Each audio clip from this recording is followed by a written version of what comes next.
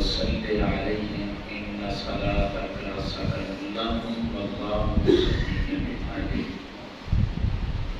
تمام آداب والسلام علیکم ورحمۃ اللہ وبرکاتہ.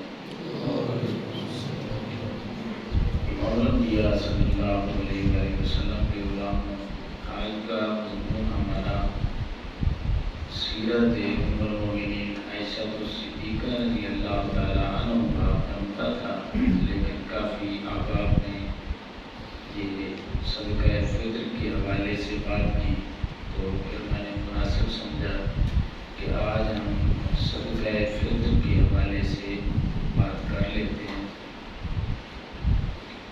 اللہ رب العزت نے ارشاد فرمایا کہ اے میرے حبیب کریم علیہ السلام، آپ ان سے صدقہ وصول کیجیے اور انہیں پاک کیجیے اور ان کا تزکیہ فرمائیے اور پھر ان کے لیے دعا بھی فرمائیے. آپ کا دعا فرمانا ان کے لیے باعث سکون ہوگا اور اللہ رب العزت سنتا ہے اور جانتا ہے. حضرت عبداللہ بن عوف ایک صحابی ہیں رضی اللہ تعالیٰ عنہ، وہ بیان کرتے ہیں کہ آقا کریم علیہ السلام جب صدقے کی ترغیب دیتے تھے اور جو بھی جمع کرواتا تھا، پھر اللہ کے حکم پر عمل کرنے کے لیے اس کے لیے دعائے خیر بھی فرمایا کرتے تھے.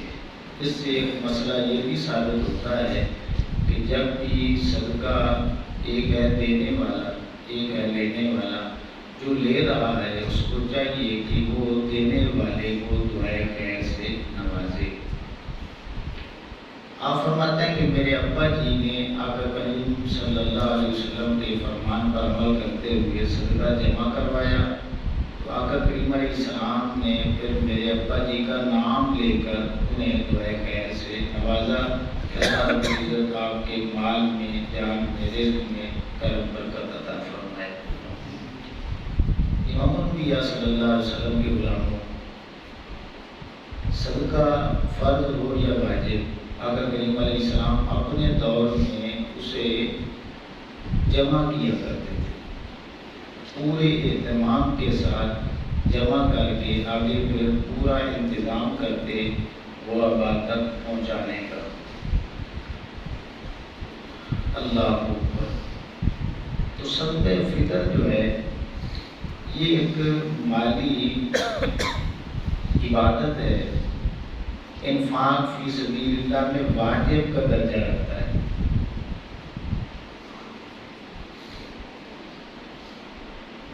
اور آقا کریم علیہ السلام نے زکوٰۃ کی فرضیت سے پہلے جس سال روزے فرض کیے گئے تھے تو روزوں کی فرضیت کے ساتھ ہی صدقہ فطر کو واجب کرا دی. اب صدقہ فطر جو ہے یہ غرباء کا، مساکین کا اور حقداروں جو ہے تک پہنچایا جاتا ہے. اسے ہم اپنی زبان میں فطرانہ بھی کہتے ہیں. تو اس کا فائدہ کیا ہوتا ہے؟ یہ ابن عباس رضی اللہ تعالیٰ عنہ کی روایت موجود ہے کہ آقا کریم علیہ السلام نے وجہ بیان کی. حضور نے فرمایا کہ صدقہ فطر جو ہے یہ اس لیے وصول کیا جاتا ہے کہ روزہ دار کے روزے میں جو کمی بیشی ہوتی ہے، کمزوری رہ جاتی ہے، صدقہ فطر سے اس کے روزوں کی کمی جو ہے وہ دور کر دی جاتی ہے اور روزے کو کامل بنا دیا جاتا ہے. اور دوسری وجہ پھر آقا علیہ السلام نے یہ بیان فرمائی کہ اس سے غرباء جو ہیں اور مساکین جو ہیں یا جو نادار طبقہ ہے معاشرے میں، وہ اپنی عید کی تیاریاں اچھے انداز میں کر سکتا ہے اور مالی مدد بھی ان کی ہو سکتی ہے. حضرت ابن عمر رضی اللہ تعالیٰ عنہ آپ فرماتے تھے کہ فرض رسول اللہ صلی اللہ علیہ وسلم زکوٰۃ الفطر، کہ آقا کریم علیہ السلام نے یہ جو فطرانہ ہے یہ واجب قرار دیا ہے اور اس کی ادائیگی جو ہے وہ نماز عید سے پہلے پہلے مسنون ہے، سنت عمل ہے۔ صدقہ فطر واجب کب ہوتا ہے؟ جب عید والے دن سحری کا ٹائم ختم ہوتا ہے اور آگے فجر کا ٹائم شروع ہوتا ہے، تو صدقہ فطر جو ہے وہ پھر ہر مسلمان مالدار پر وہ واجب ہو جاتا ہے، جس کی ادائیگی کی جو لمٹ ہے وہ عید سے پہلے پہلے آقا کریم علیہ السلام نے اس کا حکم دیا۔ اب یہ ہے کہ واجب کن پر ہے، وہ سن لیں کہ جو مسلمان مالدار ہے اور اس کے پاس ضروریات اصلیہ کی چیزوں کے علاوہ جو کچھ بھی ہے، اس کی قیمت اگر 52.5 تولے چاندی کی قیمت کے برابر ہو جاتی ہے تو اس پہ صدقہ فطر جو ہے یہ واجب بن جاتا ہے۔ اور اس کے لیے کوئی شرائط نہیں ہے، جس طرح زکوٰۃ کے لیے ہے کہ 1 سال گزرنا ضروری ہے، پھر مال بڑا ہونا ضروری ہے، نہیں، 1 منٹ بھی پہلے آپ کے پاس مال آ گیا ہے تو پھر آپ کے صدقہ فطر جو ہے وہ واجب ہو چکا ہے۔ اور اس میں یہ قید بھی نہیں ہے کہ یہ معصوم بچہ ہے 1 دن کا، یا غلام ہے، آزاد ہے، عورت ہے، مرد ہے، نہیں، یہ ساری قیدیں نہیں ہیں۔ بوڑھا ہے، بچہ ہے، چاہے اسی دن کیوں نہیں پیدا ہوا، ٹھیک ہے نا، یعنی صبح کی نماز کے بعد بچہ پیدا ہوا ہے تو آپ نے اس کا بھی صدقہ فطر جو ہے وہ، اور اس کے لیے یہ قید بھی نہیں ہے کہ اس نے روزے رکھے ہیں تو پھر دے گا۔ تو یہ جو ہے بنیادی طور پہ صدقہ فطر کے احکام ہیں۔ اور پھر اب مقدار کا بڑا مسئلہ بنتا ہے، یہ بڑی توجہ کے ساتھ بات سن لیں کہ آپ پوسٹیں پڑھتے ہیں کہ ایک نے کچھ لکھ دیا، دوسرے نے کچھ، تیسرے نے کچھ، پھر عام بندہ سر پکڑ کے بیٹھ جاتا ہے کہ اب ہم کیا کریں۔ یہ ذہن میں رکھ لیں کہ آقا کریم علیہ السلام کے زمانے میں جو جنس تھی نا وہ دی جاتی تھی۔ پہلے نمبر پہ ترجیح زکوٰۃ کا معاملہ ہوتا تو سونے میں سے سونا دیا جاتا، چاندی میں سے چاندی دی جاتی، اگر نقدی ہے تو نقدی میں سے نقدی دی جاتی تھی۔ پھر فقہاء نے یہ آسانی دی کہ یارو سونے کی قیمت بنا لو، سونا کٹواؤ نہیں، اب اس کے بدلے قیمت دے۔ اسی طرح صحابہ کرام علیہ رضوان صدقہ فطر جنس میں سے اور ان اجناس کا ذکر احادیث مبارکہ میں موجود ہے، وہ گندم ہے، وہ جو ہے، وہ کھجور ہے، وہ کشمش ہے، وہ پنیر ہے، مرغا ہے، یہ چیزیں احادیث مبارکہ میں نام لے کر صراحتاً موجود ہیں۔ اب اس کا طریقہ کار کیا ہے؟ جب آپ پڑھیں گے تو پریشان ہوں گے، کوئی پریشانی والی بات نہیں۔ اوریجنل چیز دینا چاہتے ہیں تو کیا ہی بات ہے، ان کی قیمت دینا چاہتے ہیں تو اس پر بھی آپ عمل کر سکتے ہیں۔ اب اس کی جو فی کس کے حساب سے آپ نے تعین کرنا ہے، اس کا اعتبار آپ کے اپنے علاقے کا بازار ہوگا۔ آپ چلے جائیں کسی بھی دکان پہ، جو آپ آٹا گھر استعمال کرتے ہیں، کسی دکاندار سے آپ پوچھ لیں، اس کا آپ نے 2.25 کلو احتیاطاً بنا لینا ہے، اس کی قیمت بنا کے فی کس کے حساب سے آپ نے ملٹی پلائی کر کے جتنے چیز گھر کے بنتے ہیں ٹوٹل رقم بنا کے آپ نے آپ گھروں تک پہنچا دیں۔ میری بات سمجھ آئی ہے یا نہیں آئی؟ یعنی آسان کلیہ ہے۔ اب اعلان پاکستان میں جو اکثریت ہو چکا ہے وہ تو 320 کا ہے، لیکن میں آپ سبھی کو یہ مشورہ دوں گا کہ تھوڑا سا اوکھر کر لیں، کوئی مسئلہ نہیں۔ آپ کسی دکاندار سے آٹے کی قیمت جو ہے وہ پوچھ لیں، 2.25 کلو کا ریٹ بنا لیں، وہ جتنا بھی بنتا ہے احتیاط بھی اسی میں ہے کہ آپ اس حساب سے اللہ کے راہ میں دیں۔ یہ کم سے کم لمٹ ہے۔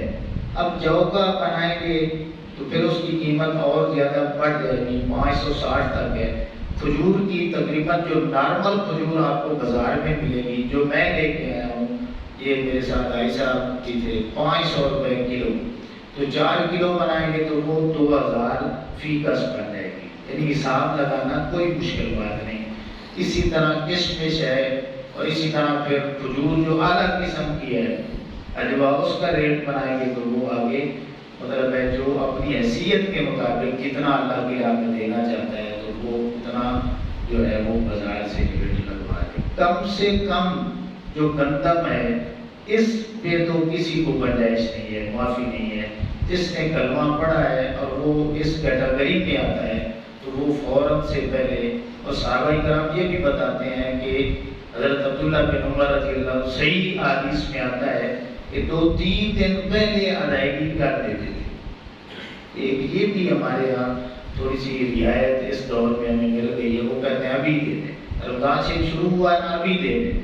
تو علماء نے کچھ نہیں گنجائش دے دی ہے، لیکن صحیح حدیث میں ہے کہ صحابہ کرام علیہ رضوان 2-3 دن پہلے جو ہے نا وہ، یعنی اینڈ پہ رمضان پہنچ جاتا تو آپ 2-3 دن پہلے لگا لیں۔ مطلب یہ ہے کہ 26-27 رمضان شریف کو وہ کوشش کرتے، اور آخری جو ٹائمنگ ہے وہ ہے عید سے پہلے پہلے۔ اب سوال یہ ہے کہ کیا عید کے بعد دے سکتے ہیں؟ جی پھر بھی واجب آپ کے سر پہ کھڑا ہے، واجب آپ نے چھوڑ دیا ہے، اب بھی آپ کو دینا پڑے گا، لیکن یہ عام صدقے میں پھر آپ کا وہ شمار ہوگا، ٹھیک ہے۔ اب ایک بات وہ ضروری میں سمجھتا ہوں کرنا، وہ سن لیں۔ آپ نے بڑا مشہور واقعہ سن رکھا ہے حضرت ابو ہریرہ رضی اللہ تعالیٰ عنہ کا اور چور کا واقعہ، جو صحیح بخاری میں 5010 نمبر حدیث اور بھی ہے، مشکات میں بھی ہے کہ آقا کریم علیہ السلام نے حضرت ابو ہریرہ رضی اللہ تعالیٰ عنہ کی ڈیوٹی لگائی ایک غلے پہ کہ آپ نے رات کو ڈیوٹی دینی ہے۔ تو ایک چور آتا ہے، وہ غلے میں سے کچھ لینا چاہتا ہے، تو حضرت ابو ہریرہ رضی اللہ تعالیٰ عنہ پکڑ لیتے ہیں۔ پھر وہ منت ترلے کرتا ہے کہ مجھے چھوڑ دیں، میں عیالدار ہوں، بڑا غریب ہوں۔ تو حضرت ابو ہریرہ رضی اللہ تعالیٰ چھوڑ دیتے ہیں۔ پھر صبح جب آقا کریم علیہ السلام کی بارگاہ میں حاضری ہوتی ہے، حضور پوچھتے ہیں ابو ہریرہ رضی اللہ تعالیٰ عنہ رات والے چور کا کیا کرنا ہے؟ انہوں نے نہیں بتایا، خود آقا کریم علیہ السلام نے پوچھا تو ساری بات بتائی یا رسول اللہ، اس نے بڑی مطلب اپنی حاجت بتائی، تو میں نے پھر ایسے اسے چھوڑ دیا۔ آقا کریم علیہ السلام نے فرمایا کہ آج پھر آئے گا، ذرا احتیاط کرنا۔ حضرت ابو ہریرہ رضی اللہ عنہ فرماتے ہیں کہ پھر مجھے یقین ہو گیا کہ آج بھی آئے گا۔ اسی طرح ہوا، وہ آیا، میں نے پکڑا، میں نے کہا کہ آج تو میں نے آقا کریم علیہ السلام کی بارگاہ میں پیش کرنا ہی کرنا ہے۔ پھر اس نے منت کرنے شروع کر دی ہے، تو پھر میں نے اسے چھوڑ دیا۔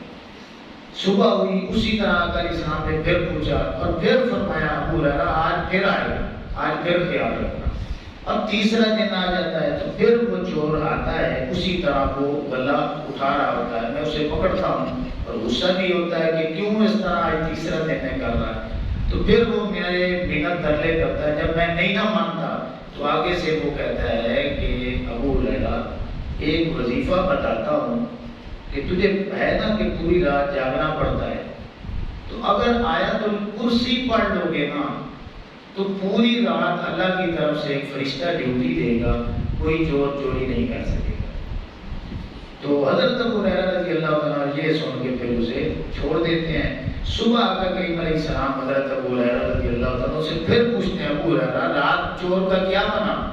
تو کہنے لگے یا رسول اللہ صلی اللہ علیہ وسلم آج میری نیت تھی، پکڑ بھی لیا تھا کہ آج تو میں نے ضرور آپ کی بارگاہ میں پیش کرنا ہے، لیکن اس نے ایک وظیفہ ایسا بتایا ہے نا، وہ بڑی قیمتی بات تھی، تو میں نے اس کے بدلے اسے چھوڑ دیا۔ آقا کریم علیہ السلام مسکرائے، فرمایا کہ جھوٹا تو بڑا ہی تھا لیکن بات اس نے سچی بتائی ہے۔ واقعی اسی طرح ہے کہ اگر رات کو بندہ آیت الکرسی پڑھ لے تو پھر اللہ کی طرف سے فرشتے کی ڈیوٹی لگ جاتی ہے کہ میرے بندے کی اس مال کی حفاظت کرو۔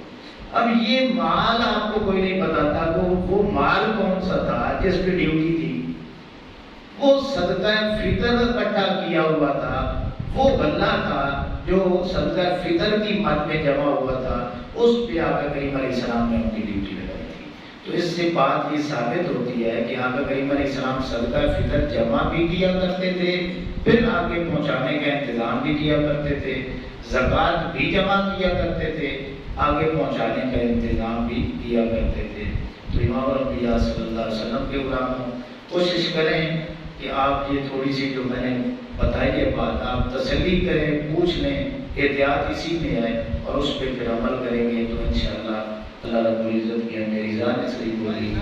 اللہ ہمیں عمل کی توفیق عطا فرمائے۔